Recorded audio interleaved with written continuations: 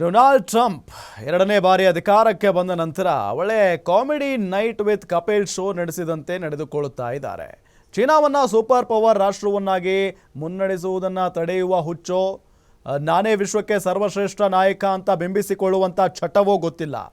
ನಿತ್ಯವೂ ಜಾಗತಿಕ ವಿದೂಷಕನಂತೆ ಮಾತನಾಡ್ತಾ ಇದ್ದಾರೆ. ಟ್ರಂಪ್ ಮಾತನಾಡ್ತಾ ಇರುವ ಹುಚ್ಚಾಟವೇನು? ಇಲ್ಲದೆ ಕಂಪ್ಲೀಟ್ ಡೀಟೇಲ್ಸ್.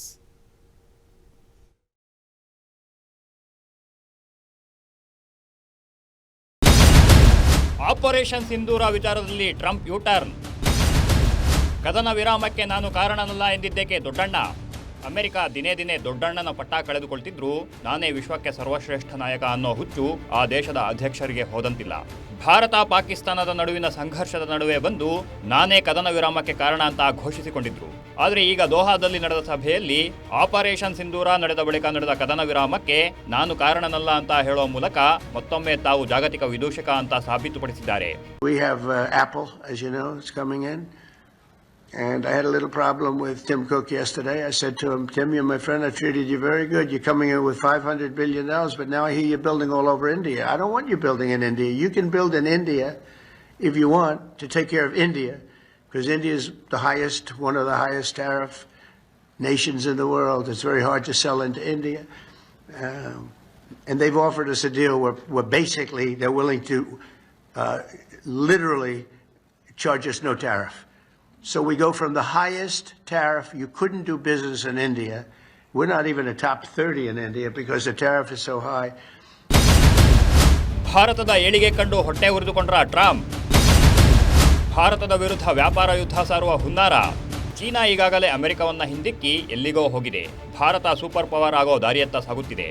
ಇದು ಅಮೆರಿಕಕ್ಕೆ ಅರಗಿಸಿಕೊಳ್ಳಲಾಗದ ತುತ್ತಾಗುತ್ತಿದೆ ಅನ್ನೋದು ಎಲ್ಲರ ವಾದ. ಹೀಗಾಗಿಯೇ ಪಾಕಿಸ್ತಾನ ಅನ್ನೋ ವಿಷಸರ್ಪಕ್ಕೆ IMF ಮೂಲಕ ಹಾಲೆರೆದು ಭಾರತಕ್ಕೆ ಆಗಾಗ ಆಘಾತ ಕೊಡುವ ಯತ್ನವನ್ನ ಮಾಡ್ತಿದ್ಯಾ. ಇದು ಪರೋಕ್ಷವಾಗಿ ಉಗ್ರರನ್ನ ಪೋಷಿಸುತ್ತಿದ್ಯಾ ಅನ್ನೋ ಅನುಮಾನ ಮೂಡುತ್ತಲೇ ಇದೆ. ಪಾಕಿಸ್ತಾನದ ಮೇಲೆ ಅವರಿಗೆ ಆಗಾಗ ಉಕ್ಕಿ ಬರುವ ಕರುಣೆ ಇದನ್ನು ಸಾಬೀತು ಮಾಡುತ್ತಲೇ ಇದೆ.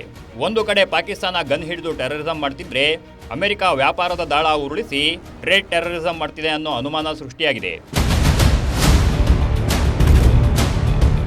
So we go from the highest tariff, you couldn't do business in India.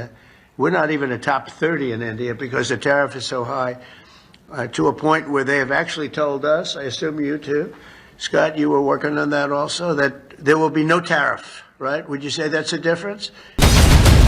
ಭಾರತದಲ್ಲಿ ಹೂಡಿಕೆ ಮಾಡದಂತೆ ಡೊನಾಲ್ಡ್ ಟ್ರಂಪ್ ಆಗ್ರಹ. Apple company CEO Tim Cook ಮೇಲೆ ಟ್ರಂಪ್ ಒತ್ತಡ.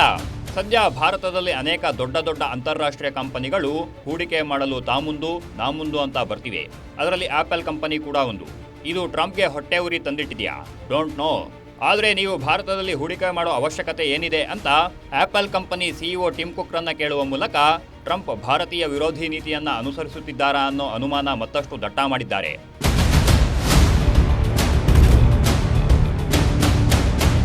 ಚುನಾವಣೆ ಸಮಯದಲ್ಲಿ ಭಾರತ ನಮ್ಮ ಮಿತ್ರ ರಾಷ್ಟ್ರ ಅಂತ ಕೊಂಡಾಡಿದ್ದ ಟ್ರಂಪ್ ಇಂದು ವರಸೆ ಬದಲಾಯಿಸಿದ್ದಾರೆ. ಕಾರಣ ಏಷ್ಯಾದ ಒಂದು ರಾಷ್ಟ್ರ ಈಗ ಪ್ರಪಂಚದ ಆರ್ಥಿಕತೆಯ ಪಟ್ಟಿಯಲ್ಲಿ ಒಂದೊಂದೇ ಎತ್ತರಕ್ಕೆ ಏರುತ್ತಿದೆ.